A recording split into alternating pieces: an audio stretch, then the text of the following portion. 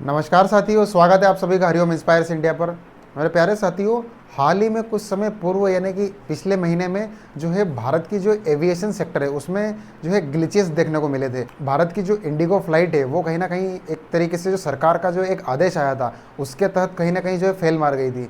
कैसे फेल मारी थी, क्या क्या परेशानियां आई थी, जिन लोगों ने पहले से ही बुकिंग करवा रखी थी, किसी को शादी अटेंड करना था, किसी को मीटिंग अटेंड करना थी, ऐसी स्थिति में कहीं ना कहीं इंडिगो एयरलाइंस का फेल मार जाना भारत की दृष्टिकोण से बड़ी चिंता का विषय है।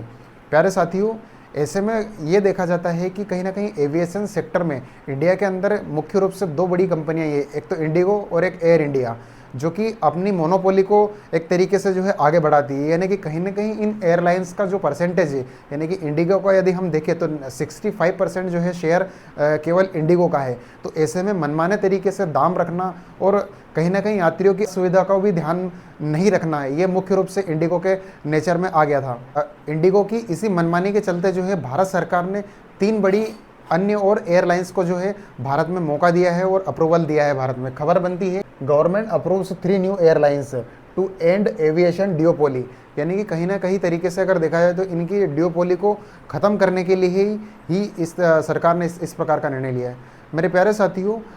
अक्सर देखा जाता है कि किसी भी क्षेत्र में कुछ चुनिंदा मुख्य कंपनियां जो होती है तो या तो फिर वो अपनी मनमानी करने लगती है या फिर किसी भी तरीके से जो है ग्राहकों की जो सुविधा है, कहीं ना कहीं एयरलाइंस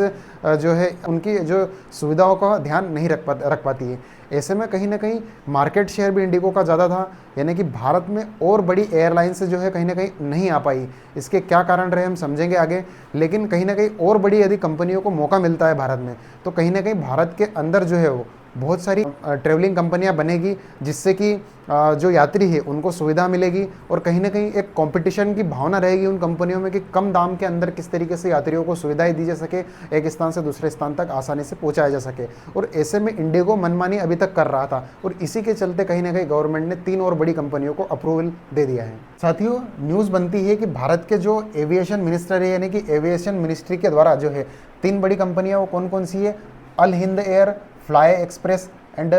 शंख एयर, यानी कि इन 3 कंपनियों को जो है अभी भारत सरकार जो है उठाने का प्रयास करेगी और इन दिन बड़ी कंपनियों को मार्केट में मौका देने का प्रयास भारत सरकार जो है यानी कि भारत सरकार के माध्यम से या एविएशन मिनिस्ट्री के माध्यम से की जा रही है। तो ये 3 बड़ी कंपनियां Shankh Air, Al Hind Air and Fly Express, इन तीनों को जो है भारत के एविएशन मिनिस्ट्री के द्वारा जो है एक तरीके से अप्रूवल दे दिया गया है। यहाँ खबर बनती है, an NOC is the first formal approval required to start an airline in India. यानी कि एनओसी वह होती है जिसके माध्यम से एयरलाइन जो है अपनी जो है एयरलाइन सर्विस को है इंडिया में ला सकती है या फिर उसकी तरफ प्रोग्रेस कर सकती है। इसका मतलब ये नहीं है कि it does not permit flying yet, यानी कि अभी फ्लाई नहीं कर सकती है, इसकी प्रोसेस कहीं है, अभी आगे जाकर और भी प्रोसेस होना बाकी है और लगभग इसमें 1 वर्ष का समय लग सकता है। साथियों,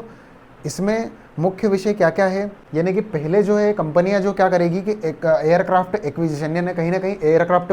अदर कंट्री के माध्यम से बनवाएगी या फिर इंडिया में ही इसका जो है निर्माण किया जाएगा। इसके बाद स्टाफिंग एंड ट्रेनिंग, यानी कि कहीं ना कहीं एक स्टाफ का जो मैनेजमेंट होता है, यानी कि एविएशन कंपनी का एक बड़ा मुख्य चैलेंज होता है इनका स्टाफ और एक मैनेजमेंट जो होता है इनका बखूबी तरीके से मैनेजमेंट करवाना, जिससे कि यात्री सुविधा जो है सुगम तरीके से हो, इसका मैनेजमेंट करना कहीं ना कहीं, और सेफ्टी मैनुअल से एंड प्रोसीजर से, यानी कि इस पे भी ध्यान दिया जाएगा कहीं ना कहीं इनकी जो है सुरक्षा सेफ्टी फीचर्स जो है वो अच्छी तरीके से हो। इसके बाद जो है applying for an air operator certificate, यानी कि एओसी जारी होगी जिसके माध्यम से ये एयरलाइन से जो है अपनी फ्लाइट्स को उड़ा सकेगी। तो भारत सरकार का यह प्रयास या भारत की मिनिस्ट्री के द्वारा यह प्रयास जो है सराहनीय है। ऐसे में कहीं ना कहीं जो मोनोपोली होती थी इन एयरलाइंस की, चाहे इंडिगो की मोनोपोली हो, तो उसको कहीं ना कहीं एक चैलेंज होगा और कहीं ना कहीं कंपनियां भी अपने दाम घटाएगी और यात्रियों को अच्छी सुविधाएं देंगी। ऐसे में जो लोकल क्षेत्र है, चाहे भारत के अंदर ही अंदर जो है लोकल क्षेत्र है, उनमें उड़ान भर सकेगी ये कंपनियां और कहीं ना कहीं एक कंट्री से दूसरी कंट्री भी यात्रियों को ले जाने का प्रयास आगे चल करके ये कंपनियां करेगी। ऐसे में कहीं ना कहीं भारत की ही कंपनियां यदि होगी, कहीं ना कहीं जो है उन कंपनियों को चैलेंज किया जा सकता है और आत्मनिर्भर भारत के तहत जो है इन एयरलाइंस का निर्माण किया जाएगा और इन एयरलाइंस को परमिट दिया जाएगा। साथियों, इस विषय पर आपकी क्या राय है? क्या इन एयरलाइंस को बढ़ावा देना सही रहेगा? क्या यह एयरलाइंस उनको कॉम्पीट कर पाएगी?